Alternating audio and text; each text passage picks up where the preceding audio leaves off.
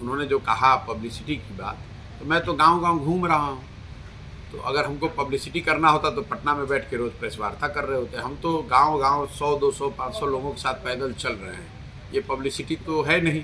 और अगर पब्लिसिटी है तो आप लोग देख ही रहे हैं। चंपारण एक दिन 2 दिन चलने की बात नहीं है।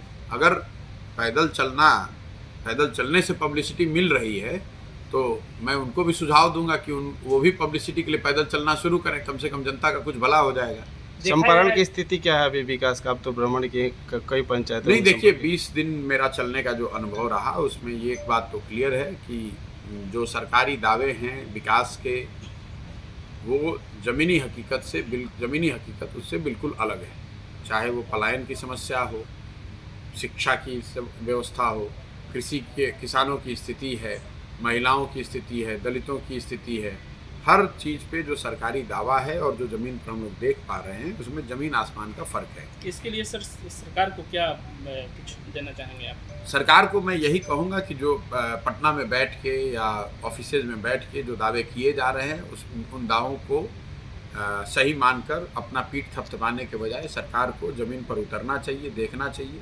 और इसके लिए किसी आंकड़े और किसी जांच की ज़रूरत नहीं है। जब आप रोड पर चलते हैं तो 50 लड़के जो सामने चल रहे हैं, छोटे छोटे बच्चे जो दौड़ते हैं, आप देखिए कितने बच्चों के बदन पे कपड़े हैं।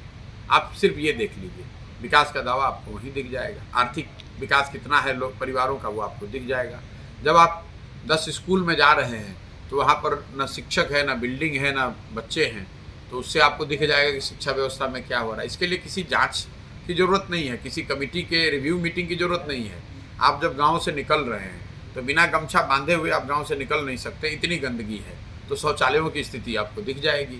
जब आप गांव से निकल रहे हैं तो आप देख रहे हैं कि एक भी नल के जल की योजना की टंकी, पाइप और नल वो एक जगह नहीं है, वो कारगर नहीं है। तो आपको दिख जाएगा कि आप जो दावा कर रहे हैं और जो लोग बता रहे हैं, अफसरशाही इतनी हावी है, अफसर सरकार चला रहे हैं।